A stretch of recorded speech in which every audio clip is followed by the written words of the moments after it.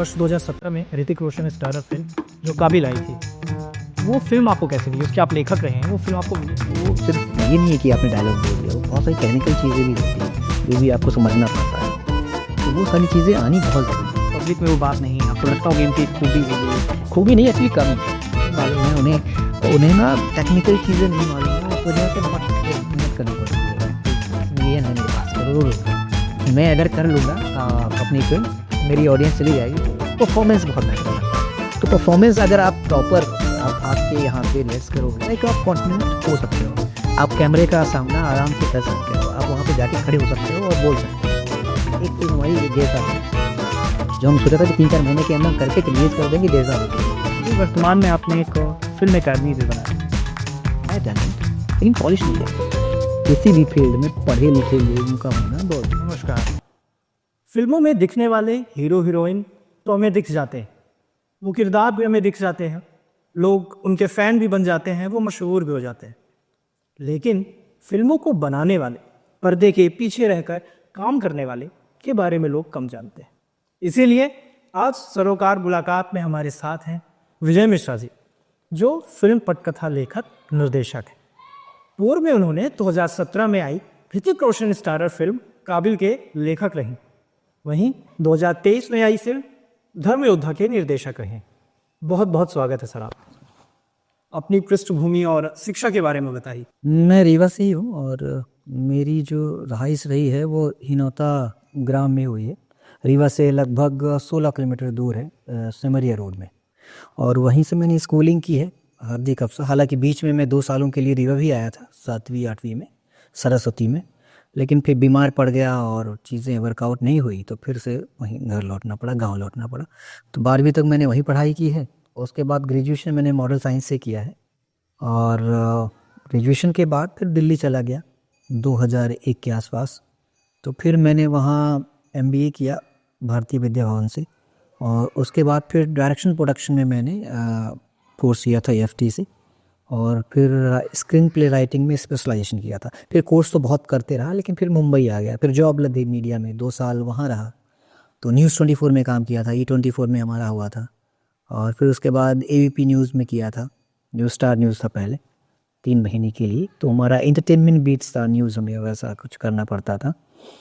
फिर उसके बाद छोड़ के फिर मैं प्रॉपर प्रोडक्शन में आ गया, जहाँ पे कुमकुम, दहेज, रूबी, BG फिल्म्स की मैंने उसमें जुड़ा रहा। फिर बहुत सारे सीरियल किए जहाँ पे असिस्टेंट किया, असिस्टेंट AD रहा, असिस्टेंट डायरेक्टर, और राइटिंग में असिस्ट किया, फिर राइटर रहा। फिर फिल्मों में आ गया तो बंगाली फिल्में की, जो कि वर्कआउट नहीं हुई, आई नहीं। हिंदी फिल्में मैंने खुद पैसा लगा के प्रोड्यूस किया, डायरेक्ट किया, राइट किया, जो कि आई नहीं, बन नहीं पाई। मैं क्योंकि मेरी ज़्यादा रुचि है लिखने में और मैं पढ़ता हूँ, तो मैं सबसे पहले तो आपसे यही जानना चाहूँगा सर कि आप लेखक हैं, साहित्य में आपकी रुचि कैसे बढ़ी, कैसे जुड़े आप साहित्य से? एक्चुअली मैं बहुत छोटा था, तो मुझे लिखने पढ़ने का शौक़ तो उस समय तो पता नहीं, लेकिन मैंने अपनी बड़ी दीदी, जो मेरे बड़े पापा की बेटी हैं, उनके साथ मैंने फ़िल्म देखा था। वो फिल्में देखती थी, शहर में रहती थी, हम लोग तो गांव में रहते थे। तो जब मैं रीवा आता था कभी कभार, तो उनके साथ वो दिखाती थी फिल्में। तो मैंने प्यार किया देखा था मैंने, और गुनाहों का देवता, मिथुन चक्रवर्ती की फिल्म थी। तो उस दौरान कहीं ना कहीं एक जिज्ञासा जागी होगी कि इतने बड़े बड़े लोग दिखते हैं स्क्रीन में, तो ये इतना बड़ा कैसे हो जाते हैं, और उसके पीछे क्या है, पीछे से बोल रहे हैं क्या है, तो जिज्ञासा रही होगी जानने की। तो उसके बाद फिर इंटरेस्ट कुछ ज़्यादा ही बढ़ गया था, क्योंकि चित्रहार के लिए हम लोग पागल हुआ करते थे। रंगोली आता था सुबह सुबह, संडे को 7 बजे आता, 7:15 के आसपास शुरू होता था, लगभग 45 मिनट चलता था। तो हम लोग खूब देखते थे, और इंटरेस्ट था कि ज़बरदस्ती देखते थे, उठ जाते थे सुबह। ये ठंडों में उस समय नहीं उठा करते थे, लेकिन उसके लिए उठ जाते थे। तो वो था, बचपन से ही था ये। अब साहित्य के लिए यही से सब कुछ जगह होगा। कहानियाँ लिखता था बचपन से ही, तो बच्चों की कहानियाँ लिखता था, फिर फैंटेसी लिखता था, कुछ ना कुछ। अब उस समय की राइटिंग तो क्या ही कहें, लेकिन लिखता था, शायद यहीं से हुआ था लगाव। वर्ष 2017 में ऋतिक रोशन स्टारर फिल्म जो काबिल आई थी, वो फिल्म आपको कैसे मिली? उसके आप लेखक रहे हैं, वो फिल्म आपको मिली कैसे? अब जब मैं मीडिया लाइन छोड़ दिया था मैंने 2012-13 के आसपास, तो फिर अब ये प्रॉपर हो गया था कि मुझे अब पहले टीवी में काम करना था। टीवी बहुत थकावट भरा काम था क्योंकि दिन रात आप सेट पे रहते थे, फिर एडिट में चले जाते थे। लाइफ ख़राब थी, मतलब 2-3 घंटे सोने को मिलता था वो भी सेट पे। उसके बाद फिर से शुरू हो जाते थे। डेली शो में ऐसे ही होता। तो वहाँ से मैं तंग आ गया था, तो फिर मैंने ना फिल्में लिखना शुरू की थी कई सारी। तो वही मैंने बताया कि मैंने खुद की जो बंगाली एक प्रोड्यूसर की लिए सीखी थी, कमा के भोली के ऊपर है, उसे हिंदी और बंगाली दोनों में करना था। तो हमने शूट कर लिया था, एडिट भी कर लिया था, लेकिन अब थोड़ा बहुत रिलीज़ भी हुई लेकिन हो नहीं पाई थी प्रॉपर। फिर उसके बाद मैंने 2 फिल्में और लिखी थी। द लास्ट सीजन कल्याणपुर लिखी थी, जो कि 2000 ऐसा अफवाह उड़ा था कि 2012 में, दिसंबर 2012 में दुनिया जो है ख़त्म होने वाली है, विनाश होने वाला है। सुना हुआ।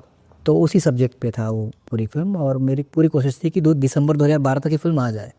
तो मैंने खुद ही पैसा लगाया था उस पे और सब कुछ करने की कोशिश की थी, डायरेक्शन, प्रोडक्शन, राइटिंग सब कुछ, लेकिन हो गया, वर्कआउट नहीं हुई चीज़ें और पैसे इधर उधर हो गए और बन नहीं पाई चीज़। कितना पैसा लग गया था? अब उस दौरान तो क्योंकि हम सब अपने इंस्टीट्यूट वाले थे और सब थे, तो हमने लगभग 9 लाख लगाए थे उस फिल्म में, 9-10 लाख के आसपास, क्योंकि उसका प्रोडक्शन फिर हो नहीं पाया था, अधूरी रह गई थी फिल्म। तो वहाँ पे वो बन नहीं पाई। फिर कई सारी फिल्में लिखी मैंने। तो 2013 के आसपास, मतलब 12 से ही लिखना शुरू कर दिया था। तो मैं एक कैफ़े में बैठा हुआ था, तो 2 अंधे बस बैठे हुए थे सामने और मैं बैठे हुआ था। ये अंधेरी की बात है। अंधेरी इन्फिनिटी जो है उसके बगल कपल था एक्चुअली। तो ये बैठे हुए थे, मेरी चेयर इधर थी, तो मैं उन्हें ऑब्जर्व कर रहा था, बस बैठे हुए था खाली। जब शाम का वक्त था तो बैठा हुआ था, तो ऑब्जर्व कर रहा था कि हो क्या रहा। तो आई थिंक वो आइडिया वहीं से आया था कि अगर 2 अंधों के ऊपर कहानी लिखी जाए तो कैसा होगा। तो पहला जो आइडिया है वहीं से आया। फिर उसके ऊपर वर्क किया। तो फिर मैंने अपने एक दोस्त को सुनाया था, मिलिंद करके हैं, तो वो मराठी आदमी है और मराठी फिल्म बनाने में उनको इंटरेस्ट था, कम बजट में बनती है और जल्दी बन जाएगी। एक चौल की कहानी थी, ये दोनों की चौल में रहते हैं और इस तरीके की लाइफ है। फिर वहाँ सुनाया था तो वो उनको पसंद आया, बहुत पसंद आया। फिर ये था कि अब बनने वाली है फिल्म, है ना, एक प्रोड्यूसर हाँ भी बोल दिया था, फिर नहीं बन पाई, चीज़ें इधर उधर हो गई, ऐसा बहुत होता है। फिर अब वो कहानी को लेके मैं कई जगह घूमा 2013 से लेके, तो 2013 से लेके कई जगह घूमा। तो उनमें से फिर संजय सर का कॉल आया था, जो डायरेक्टर है संजय गुप्ता जी, और उन्होंने फिर ऋतिक को सुनाया क्योंकि उनके अप्रोच बहुत अच्छे थे। फिर ऋतिक को मैंने नरेट किया तो उनको अच्छी लगी चीज़ें। फिर ऋतिक ने कहा कि ये एक्चुअली मेरे पापा को सुनाओ, राकेश जी को, राकेश रोशन सर को। तो उन्होंने सुना क्योंकि उनको रिवेंज चीज़ें पहले से ही बहुत पसंद है, खून भरी मांग, कोयला। मुझे लगता है कि अधिकतर उनकी फिल्में रिवेंज ही है जो उनको ज़्यादा पसंद आता है। उनको पसंद आई चीज़, उनमें जो इमोशन था, जो रिवेंज था, जो ड्रामा था, जो थ्रिल था, तो उनको पसंद आया वो, और उन्होंने कहा कि इस पर हम वर्क करते हैं। करण अर्जुन भी शायद उन्हीं की है। करण अर्जुन भी उनकी, वो रिवेंज ही है। तो फिर उनको पसंद आई वो चीज़, तो फिर उनके साथ बैठा और वहाँ से काम शुरू किया, तो फिर ये हुई काबिल हुई। तो जब आप ऋतिक रोशन सर से पहली बार मिले तो कुछ उस मोमेंट के बारे में बताइए, क्या यादें हैं? जब पहली मुलाकात हुई तो क्या कुछ दिमाग में चल रहा था, क्या बात हुई, कुछ बताइए उनके बारे में। अब जब संजय सर के माध्यम से मैं उनसे मिला था, तो ये हम लोग तो बैठे हुए थे और हमारी मुलाकात ऑफिस में ही हुई थी। तो वो बस हम लोग चर्चा कर रहे थे, डिस्कस कर रहे थे, फिर वो बाहर से अंदर आए थे। तो एक्चुअली मैं बताऊं कि मैं किसी का फ़ैन नहीं हूँ, मतलब बेसिकली एक पॉइंट के लिए होता है जिसका परफॉर्मेंस आप देखते हो फिल्म, वो बहुत अच्छा लगती है, और बहुत अच्छी लगने के बाद फिर ये होता है कि दूसरी फिल्म आपने देख ली और उसमें किसी और का परफॉर्मेंस बहुत अच्छा लग गया तो आप उसके फ़ैन बन जाते हो। फिर आपने किसी और की फिल्म देखी तो उसके फ़ैन बन जाते हो। तो मैं फिल्म मेकर्स का फ़ैन ज़्यादा हूँ, राजकुमार हिरानी और संजय लीला भंसाली और SS राजामौली हो गए, जो अच्छा काम करते हैं, तो ऐसे फ़ैन में ज़्यादा हूँ। एक्टर्स का नहीं हूँ, लेकिन ऑब्वियसली असर पड़ता है। तो जब वो दाखिल हुए तो ऑब्वियसली पहली बार आप बड़े पर्दे पे देख रहे थे ना, देखते हो और पहली बार देख रहे हो, और तो वो बिल्कुल बिल्कुल अलग लगे, पतले दुबले से, और है ना, हाइट तो है ही, लेकिन इतनी भी हाइट नहीं है जितनी पर्दे पे लगती है। तो नॉर्मल बंदे हैं, बहुत अच्छे तरीके से आए, मिले, बैठे और बड़ा ही रिलैक्स किया मुझे, बड़ा बहुत कूल किया, क्योंकि ऑब्वियसली नर्वस तो होता है आदमी जब इतने बड़े स्टार को देखते हो तो। लेकिन उन्होंने बड़ा कूल किया और हाय हेलो कैसे हो और ये सारी चीज़ें की, और हम लोग बैठे और उन लोग की बताओ कहानी क्या है। तो फिर वो कहानी मुझे बताई, उन्हें पसंद आई। संजय सर थे, संजय गुप्ता सर, तो अच्छा लगा। ऐसी कोई बात जो आम लोगों को नहीं पता है और आपने नोटिस की हो, जो अभी पब्लिक में वो बात नहीं है, आपको लगता होगा इनकी एक खूबी है ये? खूबी नहीं, एक्चुअली कमी। अच्छा, क्या? अब कमी इसलिए कि वो फंबल करते हैं। जब अब ये पता नहीं, लेकिन कि शायद मेरी बात अगर वहाँ तक पहुँचे तो शायद, लेकिन हाँ फंबल करते हैं वो, क्योंकि जब वो बात करते हैं तो हिंदी खास तौर से बहुत संभल संभल के बहुत आराम से बोलते हैं, बहुत जल्दबाजी में नहीं बोलते। अधिकतर इंग्लिश वर्ड ही होते हैं उनके पास, लेकिन वो बहुत संभल के बोलते हैं और फंबल भी बीच बीच में फंबल करते हैं। और लेकिन जब वो स्क्रीन पे दिखते हैं तो वो सब गुम जाता है। तो उसके पीछे उनकी मेहनत है, बहुत मेहनत करते हैं वो अपने कैरेक्टर्स के लिए, अपनी चीज़ों के लिए, वो डेडिकेशन बहुत ज़्यादा। अभी भी ऋतिक सर लोगों से टच में है? आखिरी बार कब बात हुई थी? देखिए वो प्रोफेशनल लोग हैं, बहुत ज़्यादा टच में। हाँ, मैं राकेश सर से टच में हूँ, क्योंकि जब हमारी कभी स्टोरी को लेके कभी मैंने भेजा और उन्होंने कहा कि ऐसा नहीं ऐसा। संजय सर के साथ मैं टच में हूँ, ऋतिक के साथ मैं टच में बहुत ज़्यादा नहीं हूँ, क्योंकि मेरा जो अधिकतर सेटिंग हुई है वो संजय सर के साथ हुई है, संजय गुप्ता सर, और फिर उसके बाद राकेश सर के साथ हुई है। क्या बात हुई यार? और ऋतिक के से मेरी ज़्यादा नरेशन तो मेरा एक ही बार हुआ था, उसके बाद एक आध दो बार, और उसके बाद ज़्यादा मुलाकात ऋतिक रोशन से नहीं हुई मेरी ज़्यादा। फिल्मों में काम करने का अनुभव कैसा रहा आपका? क्योंकि आप काफ़ी लंबे समय से जुड़े हैं, चाहे वो आपका ग्रेजुएशन हो, आपने शिक्षा फिल्म के क्षेत्र से ली, डायरेक्शन, अभिनय किया, डायरेक्शन किया बड़े बड़े, और आपकी काबिल फिल्म भी रही, धर्म योद्धा भी रही। तो कैसा आपने सिनेमा से क्या कुछ मतलब कैसा अनुभव रहा आपका? एक्चुअली काबिल तो बहुत बड़ी बन गई, क्योंकि उसमें बड़ा स्टार था, बड़ा प्रोडक्शन हाउस था, बड़ा डायरेक्टर था। तो हमने तो एक चौल की स्टोरी सोची थी, एक चौल के दो कैरेक्टर रहेंगे और हो सकता है, लेकिन यूनिक कॉन्सेप्ट था तो हो सकता है मराठी में भी चल जाती, नहीं बन पाई। तो वहाँ डेस्टिनेशन उसका वहाँ था ना, वो है ना, तो वहाँ लिखी थी तो वहाँ हुई। इसके अलावा भी मैंने बहुत सारी फिल्में की हैं, काबिल के अलावा भी कुछ तो मैंने बहुत सारी राइटिंग है जहाँ मेरा नाम नहीं है, मैंने घोस्ट राइटर काम किया है, बहुत सारी ऐसी फिल्में हैं। साउथ में मैंने बहुत सारे काम किए हैं ऐसे। और इसके अलावा हमारी फिल्म थी गैंग ऑफ लेटर्स, जिसे मैंने डायरेक्ट की थी, बच्चों की फिल्म थी। और मंगल होम में की थी साथ में मिलके। और दो तीन फिल्में और हैं जो कि आधी अधूरी रह गई थी। अधिकतर प्रोजेक्ट तो मेरे आधी अधूरे रह गए थे, प्रॉपर नहीं आ पाया, क्योंकि सही प्रोड्यूसर नहीं मिला, सही चीज़ें वर्कआउट नहीं हुई। तो बाकी काम तो रामराज हमने एक फिल्म की थी, हमने लाल देखा की लिखी थी, हमने दो तीन प्रोजेक्ट और भी हैं जो बहुत सारे, अलविदा लिखी थी। तो बहुत सारे प्रोजेक्ट हमने किए हैं। काफ़ी लंबा एक्सपीरियंस था आपका। अभी आपकी वर्तमान में कुछ दिनों पहले फिल्म जो आई है जिसके लेकर काफ़ी चर्चा है, धर्म योद्धा, उसके अपने टेशर है जी। तो धर्म योद्धा वाले के फिल्म के बारे में कुछ बताइए, किस विषय ने है और क्या उद्देश्य है फिल्म का, इसके बारे में कुछ बताओ। एक्चुअली ये 1300 ईस्वी की फिल्म है, कहानी है। जब अलाउद्दीन खिलजी का राज था उस वक्त की कहानी है। उसके बेटे मुबारक खिलजी और खिजर खान ये सब राज कर रहे थे उस वक्त, उस जहाँ पे।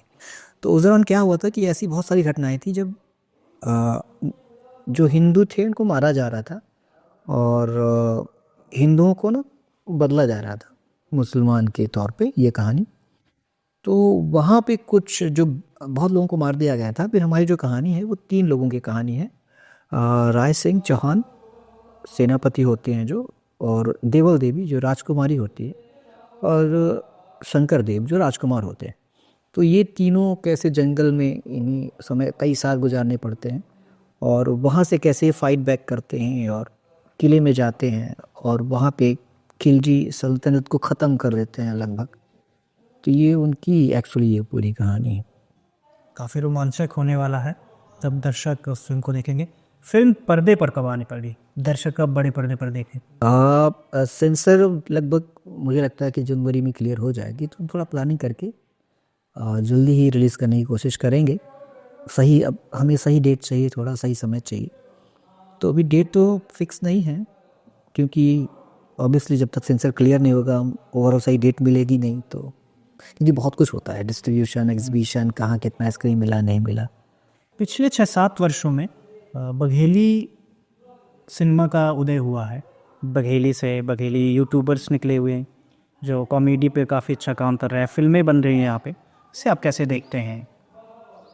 मैं तो बहुत पॉजिटिव देखता हूँ, और मैं पॉजिटिव इंसान हूँ भी, मैं नेगेटिव तो देखता ही नहीं। इम्पोर्टेंट ये है कि अगर एक बंदे ने काम किया था ना, उसको देख के 4 बंदों ने शुरू किया, उसमें से 3 बंदे बैठे, एक बंदा लगा रहा, 2 बंदे हो गए, 2 बंदों को देख के 10 लोगों ने काम करना शुरू किया, उसमें से 10 में से 2 टिके, बाकी हट गए, लेकिन बंदे बढ़े। काम किया, धीरे धीरे नहीं आता था, इम्प्रूव किया, ऑडियंस बनी, लोग देख रहे हैं उनको, उनका मार्केट है, उनको देखने वाले हैं, तो वो इम्पोर्टेंट वो है मेरे लिए। तो कहीं ना कहीं एक देखने वाला ये है कि यहाँ भी हो सकता है भाई, बघेली में भी कुछ बन सकता है, वो अच्छी बात थी, बहुत अच्छी बात थी। और अब हम लोग फिल्म कर रहे हैं, हम लोग जैसे 2 फिल्मों का और प्लान है, धर्मयुद्धा आ ही रही है, तो कुछ लेखन में भी आपने काम किया भी हाल फिलहाल में? मैं सिर्फ सपोर्ट करता हूँ, ओवरऑल विजन रखता हूँ। सूर्य नारायण सर का जो है वो रहता है आपका स्टोरी, फिर स्क्रीन प्ले डायलॉग में जो भी एडजस्ट करना हुआ तो वो करता हूँ। बाकी डायरेक्शन ओवरऑल सब कुछ आ जाता है, फिर आप शुरू से ही जुड़ जाते हो, तो लोकेशन और ये सारी चीज़ें, कैसे राइटिंग जा रही है, मज़ा आ रहा है कि नहीं आ रहा है, इंटरटेनिंग बननी चाहिए, लोगों को पसंद आनी चाहिए, भले ही किसी एरा की हो, भले किसी जेनर की हो, लेकिन मज़ा आना चाहिए उसको देख के, कहीं ना कहीं इंगेजमेंट होनी चाहिए या इंटरटेनिंग होनी चाहिए। तो हमारी फिल्म 2-3 प्लान में है। जब से टिकटॉक आया और वो टिकटॉक बैन हुआ, लेकिन उसने एक हर उम्र के तबके को, हर उम्र के जो भी लोग हैं, चाहे वो पुरुष हो, महिलाएं हो, बच्चे हों, हर कोई आजकल रील्स शॉर्ट्स बना रहा है, अभिनय में हाथ आजमा रहा है। तो इसे आप कैसे देखते हैं सर? मैं बहुत पॉजिटिव, मैंने बोला ना कि मैं पॉजिटिव देख रहा हूँ चीज़ों को, तो ये बहुत अच्छी बात है कि लोग इसमें आ रहे हैं। अब ये सिर्फ बात ये नहीं कि उछल कूद कर रहे हैं या डांस कर रहे हैं, क्या ऑब्वियसली बहुत वल्गर नहीं होना चाहिए, लेकिन इससे तो उनको लोग देख रहे हैं, है ना, उनकी पहचान बढ़ रही है, लोग जो करने वाले हैं उनका भी कॉन्फिडेंस बढ़ रहा है कि ये कर रहा है, तो बहुत ही अच्छी बात है। और इसमें ये होता है कि कॉन्फिडेंस बढ़ता है आपका, सेल्फ इम्प्रूवमेंट करते हो आप, अगर आपको उस फील्ड में नहीं भी जाना लेकिन आप कॉन्फिडेंट होते हो कैमरे के सामने है।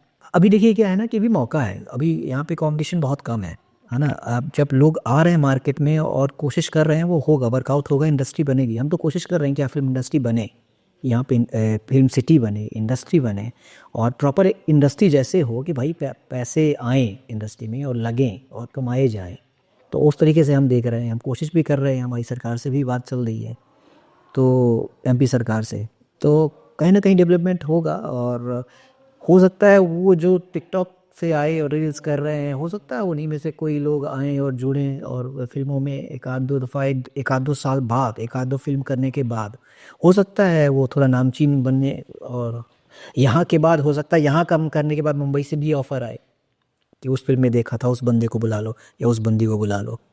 अब यही जो इतना कुछ सीख रहा, जैसे वहाँ तो सिर्फ एक्टिंग सीख रहे हैं, यहाँ तो सब कुछ करना पड़ता है आपको एडी भी बनना पड़ता है, आपको कैमरा भी उठाना पड़ता है, आपको हो सकता है अगर फ्लोर की सफाई करने हो तब भी आपको ही करना पड़ता है, राइटिंग में भी आप जुड़ते हो, राइटिंग भी आपको ही करना पड़ता है, एक्टिंग भी आपको ही करना पड़ता है, पोस्ट में भी जुड़ते हो। ओवरऑल फिल्म मेकिंग सीख रहे हैं A to Z, फिर उसको बेचना कैसे है, सेल आउट कैसे करना है, रिलीज़ कैसे करना है, उस प्रोसेस में भी आप इन्वॉल्व हो।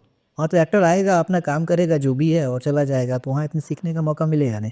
यहाँ आप सब कुछ सीख रहे हो, तो उन पे कहीं ना कहीं हाँ भी रहोगे जब, अगर आप आगे। ये सवाल है कि जो रील्स और शॉर्ट्स पे जो एक्टिंग करते हैं, उसको कह सकते हैं कि अगर किसी डायलॉग पर मिमिक कर रहे हैं, सिंग कर रहे हैं, उस पर लिपसिंग कर रहे हैं, तो वो एक्चुअल सिनेमा वाले अभिनय से कितना अलग है?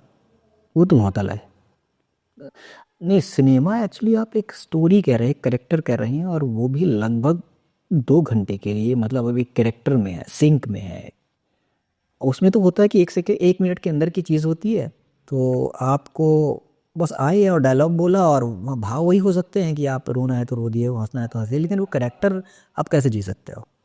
अब ये भी होता है कि आप दूसरे की आवाज़ में कभी कभी करते हो और करके चले जाते हो, तो वो तो एक मोमेंट होता है और आप करके चले जाते हो, आप करेक्टर समझ नहीं पाते हो कि कितना करेक्टर, है ना, क्या ओवरऑल करेक्टर होता क्या है, करेक्टर को बनाने के लिए क्या क्या करना पड़ता है, ये आपको सीखना पड़ेगा, ये आपको समझना पड़ेगा, उसकी डेप्थ में जाना पड़ेगा। ये तो ऊपर ऊपर से ठीक है कि हाँ ऐसा ऐसा कर देंगे, बात खत्म हो जाएगी। तो वो चीज़ों को समझने के लिए फिल्म मेकिंग और उसकी एक्टिंग और ये इन्फ्लुएंसर्स की जो टिकटॉक और रील्स की चीज़ें हैं वो अलग है, ये अलग है। लेकिन हाँ, कुछ चीज़ें जो है कि आप वहाँ कर रहे हैं कि आप कॉन्फिडेंट हो सकते हो, आप कैमरे का सामना आराम से कर सकते हो, आप वहाँ पे जाके खड़े हो सकते हो और बोल सकते हो। अब एक्टिंग आती नहीं आती वो अलग बात है। उसको आप कंप्लीट एक्टर नहीं कह सकते हैं अपने, उसमें बहुत अंतर रहेगा, वो उनको बहुत अंतर, काफ़ी कुछ सीखने के लिए उसमें, हाँ बहुत अंतर। तो उनको अलग किया हुआ है। अच्छा, तो ये है कि अगर वो जो टिकटॉकर हैं या रील्स जो बनाते हैं, ये शॉर्ट्स जो बनाते हैं, उनको अगर एक्टिंग आए तो आई थिंक ज़्यादा इंगेज कर पाएंगे अपनी ऑडियंस को, तो उनको एक्टिंग आनी चाहिए।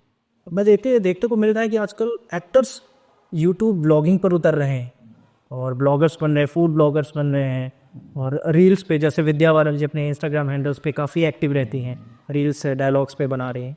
तो मुझे लग रहा है कि एक्टर्स भी अब जान रहे हैं कि ऑडियंस ज़्यादा कनेक्ट कर पा रही है इन्फ्लुएंसर्स के तौर पे, तो वो भी होता है। ना ऑब्वियसली कि क्या है ना कि जैसे आप फिल्म तो कर ही रहे हो, लेकिन अगर वो अपने सोशल साइट्स पे अगर थोड़ा सा बिजी है तो कहीं ना कहीं इनको लोग मेरी साइट ज़्यादा देख सकते हैं, ज़्यादा रीच मिल सकती है, क्योंकि ऑब्वियसली पहले से ही वो फेमस है, उनके पास ऑडियंस है उनकी।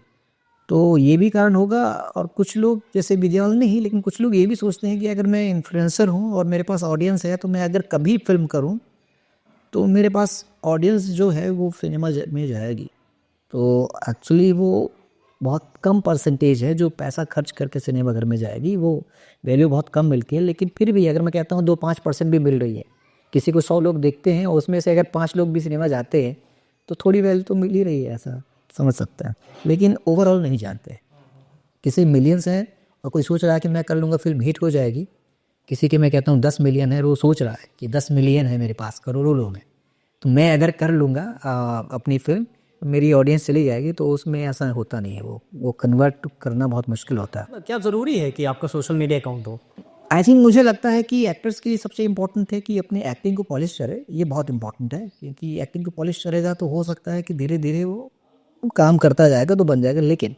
लेकिन क्या है ना कि अगर उसके पास सोशल मीडिया है, अब जैसे कोई भी नया एक्टर है, अब उसे कोई नहीं जानता है, तो अगर वो अपना टैलेंट वहाँ शो कर रहा है, जहाँ से उसको रीच मिल रही है, कुछ जहाँ से है ना, जहाँ ऑडियंस तक पहुँचा रहा है अपने आप को, अपने टैलेंट को, तो वहाँ तक कोई बुराई नहीं है, वो उसे करना चाहिए। अगर उसे रीच मिल गई और फिल्मों में आ गया और वो एक्टिंग करने लगा और वहाँ से उसका इनकम जनरेट होने लगा, फॉलोवर्स बढ़ने लगे, मतलब उसे देखने वाले बन चुके हैं, तो उसे छोड़ देना चाहिए, बहुत कम आना चाहिए, रेगुलर नहीं होना चाहिए। क्यों? क्योंकि सिंपल सी बात है, जब आपको फ्री में कोई देख रहा है रेस में, तो आपको पैसे देके वहाँ आप स्टार कैसे बनोगे? पैसे देके आपको देखने सिनेमा घर में क्यों आएंगे? लेकिन इनिशियल आपको करना चाहिए कि जब तक आपको कोई नहीं जानता, उससे आप अपनी रीच बढ़ा सकते हो, अपने लोगों को बढ़ा सकते हो, वो ज़रूरी है। अभिनय के क्षेत्र में जो भी युवा जुड़ते हैं तो उनके मन में एक जल्दी से एक रहता है स्ट्रेटेजी कि मैं जल्दी से मशहूर हो जाऊं। हर कोई चाहता है मशहूर होने के लिए, जल्दी करते हैं और वो कहीं ना कहीं सिनेमा की बारीकियां सीखने में पीछे रह जाते हैं। तो कितना ज़रूरी है सिनेमा एक्टिंग क्लासेस लेने के लिए, ये एक्टिंग कोचिंग की ज़रूरत है क्या आज के युवाओं को, जो भी अगर अभिनय में कदम रखना चाहता है? बहुत ज़रूरी है, एक्टिंग आनी बहुत ज़रूरी है। जब आप सिंपल सी बात है, आप बेसिक ही नहीं जानते एक्टिंग की, आपकी भाई वो जो फिल्म एक्टिंग है वो सिर्फ ये नहीं है कि आपने डायलॉग बोल दिया, वो बहुत सारी टेक्निकल चीज़ें भी होती हैं जो भी आपको समझना पड़ता है, तो वो सारी चीज़ें आनी बहुत ज़रूरी है। तो देखिए, मशहूर तो सब कोई बहुत जल्दी होना चाहता है, मैं भी बहुत जल्दी 4 फिल्में करना चाहता हूँ और फाड़ देना चाहता हूँ, बहुत जल्दी है ना, सारी चीज़ें कर सकता हूँ। लेकिन एक फिल्म हमारी 1-1.5 साल हो चुकी है, जो हम सोचा था कि 3-4 महीने के अंदर करके रिलीज़ कर देंगे, 1.5 साल हो चुकी है, हमारे कंट्रोल में नहीं है। हमारे कंट्रोल में तो है नहीं, हमारे कंट्रोल में क्या है कि वर्क करना, जो हमारे कंट्रोल में है वो कर सकते हैं, बाकी डेस्टिनी है। तो बहुत जल्दी भागने के उसमें डिप्रेशन में मत आइए, मतलब ये एक प्रोसेस, और उसे देखिए, सिंपल सी बात है कि ये एक प्रोसेस है, ज़िंदगी आपकी प्रोसेस है। आप सोच रहे हैं जैसे आपका चैनल है और आप सोच रहे हैं कि मैं इस सेकंड के अंदर फाड़ दूंगा और ये कर दूंगा और सारी चीज़ें कर दूंगा, इतने सब्सक्राइबर हो जाएंगे, सारी चीज़ें हो सकता है, ये प्रोसेस है, आप इसका एंजॉय कीजिए। आप अगर ये सोचेंगे कि तब मैं एंजॉय करूंगा जब मेरे 20,000 सब्सक्राइबर हो जाएंगे, 1,00,000 सब्सक्राइबर हो जाएंगे, तब मैं एंजॉय करूंगा, वो कभी आता नहीं है। तब और ज़्यादा प्रेशर आ जाएगा आपके ऊपर, तब आपको लगेगा यार साला 1,00,000 तो सब्सक्राइबर हो गए, लेकिन मेरे वीडियोज़ को 20 जो है 10,000 भी नहीं जा रहे हैं, तो ये क्या हो गया? ये तो मैंने सोचा नहीं था। मैं सोचा था कि अगर 1,00,000 जाएंगे हमारे सब्सक्राइबर, तो हमारे मिलियंस में जाएंगे व्यूज़, लेकिन ऐसा ना हो कि वो 5,000 10,000 में अटक गया, तो वो किसी वीडियो को मिलियन में चला गया। तो ये देखो, प्रोसेस है, बहुत ज़्यादा खुश भी नहीं होने का, बहुत ज़्यादा सैड भी नहीं होने का। सिंपल सी बात है कि आप प्रोसेस को एंजॉय करें। आपने अच्छा किया कि नहीं किया, आप जितना कर सकते हैं, जो है आपके पास फैसिलिटी, उसमें आपने अपना 100% दिया कि नहीं दिया, वो ज़्यादा इंपॉर्टेंट है, वो आप दीजिए और उसको एंजॉय कीजिए कि आपने अपना 100% दिया, आपने पूरी कोशिश की, आपको मज़ा आया। फिर ये मत सोचिए कि सफल होगा कि नहीं होगा, वो होगा सफल, जब वो आएगा समय तो वो हो जाएगा अपने आप। अभी वर्तमान में आपने एक फिल्म एकेडमी भी बनाई, इसके पीछे क्या सोच है, क्या उद्देश्य है, क्या कुछ नया करना चाहते हैं, अपने विज़न के बारे में फिर बताइए। एक्चुअली यहाँ पे क्या है ना कि अभी लोग कहते हैं कि टैलेंट है टैलेंट, लेकिन पॉलिश नहीं आई।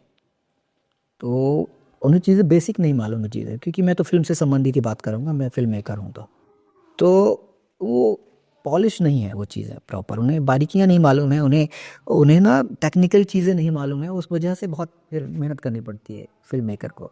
बहुत अच्छे-अच्छे शॉट डिलीट हो जाते हैं, बहुत अच्छे-अच्छे शॉट वो क्या होता है कि कंटिन्यूटी की वजह से वो हटा ही दिए जाते हैं और लगते ही नहीं हैं, तो वो चीज़ें मैटर करती हैं, टेक्निकल चीज़ें। परफॉर्मेंस बहुत मैटर करता है, तो परफॉर्मेंस अगर आप प्रॉपर आप आके यहाँ पे रिहर्स करोगे, प्रैक्टिस करोगे, समझोगे चीज़ों को, कैरेक्टराइजेशन समझोगे, उसके डेप्थ को समझोगे, नुएंसेस को समझोगे, और जो सब टेक्स्ट होते हैं उन चीज़ों को पढ़ोगे और जानोगे और सोचोगे तो चीज़ें कुछ डेवलप होंगी। तो इसलिए बहुत ज़रूरी है कि आप पढ़े लिखे होने चाहिए, किसी भी फील्ड में पढ़े लिखे लोगों का होना बहुत ज़रूरी है। फिल्म अकादमी जो बनाई है, तो इस पे उद्देश्य आप क्या रख रहे हैं, क्या सोच रख रहे हैं? यहाँ से टैलेंट निकले, सिंपल सी बात है। अगर हमारे पास अगर टीम हो तो बहुत अच्छी बात है। यहाँ से टैलेंट निकल के अगर हमारे साथ काम करे या बाहर जाके मुंबई में कहीं काम करें, तो उससे खुशी की बात तो कुछ हो ही नहीं सकती है। हाँ, एक्चुअली यहाँ के लोगों की ये एक काफ़ी अच्छा अवसर होगा, क्योंकि ऐसा कुछ है नहीं यहाँ पे। तो और यहाँ पे है, और बहुत मतलब मिनिमम रेट पे, मतलब कोई रेट ही नहीं है लगभग, क्योंकि जो मैंने कोर्स किया है, मैंने जो डायरेक्शन प्रोडक्शन का कोर्स किया था, मैंने 2.5 लाख रुपए दिए थे। मैंने जो राइटिंग का कोर्स किया था, मैंने उसमें कम से कम मैंने AFT से किया था डायरेक्शन प्रोडक्शन का कोर्स। मैंने आइजोम से किया था स्क्रीन प्ले राइटिंग का स्पेशलाइजेशन का कोर्स, तो मैंने उसमें 25,000 दिए थे। मैंने एक्टिंग का कोर्स किया था नमित कपूर से, तो वहाँ मैंने 75,000 दिए थे। मैंने डांसिंग का भी किया था, मतलब 1000। डायरेक्शन के लिए सब कुछ आना चाहिए, तो और जगह बहुत ज़्यादा है। अब वो कब की बात बता रहा हूँ मैं, 2007, 8, 9 की बात बता रहा हूँ मैं। अभी तो पता नहीं कितना उनका क्या होगा। अगर कोई युवा या कोई भी इस एकेडमी में प्रवेश लेना चाहता है, तो कैसे आपसे जुड़ सकता है सर? तो सीधा कॉल करिए, यहाँ सीधा हमारी एकेडमी में शिवनगर शारदा थीहा के पास है, वहाँ आके मिल सकते हैं सैटरडे संडे। क्या कुछ उसे मिलेगा यहाँ अकेडमी में आने के बाद?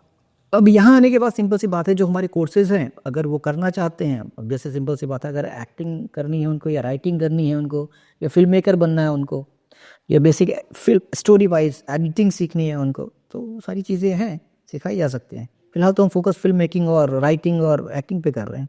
सर्टिफिकेट वगैरह भी कुछ? सर्टिफिकेट मिलेगा। एक कंप्लीट पैकेज है यहाँ, अगर कोई आना चाहता है, कैरियर बनाना चाहता है एक्टिंग में, तो उसके लिए। ये थे हमारे साथ विजय मिश्रा जी, जो फिल्म पटकथा लेखक हैं, निर्देशक हैं, और हाल ही में उनकी 2023 में आई फिल्म धर्म योद्धा भी आ रही है, उसके निर्देशक रहे हैं। तो जो भी कोई अभिनय में अपना कैरियर बनाना चाहता है, तो इनकी फिल्म अकेडमी से सर से जुड़ सकता है, बात कर सकता है। मैं डिस्क्रिप्शन बॉक्स में सर का नंबर और पता डाल दूंगा। तो मैं स्वप्निल अब आपसे ले रहा हूँ इजाज़त, फिर मिलेंगे कुछ और प्रभाव से विचारवान व्यक्तित्व के साथ। तब तक के लिए नमस्कार।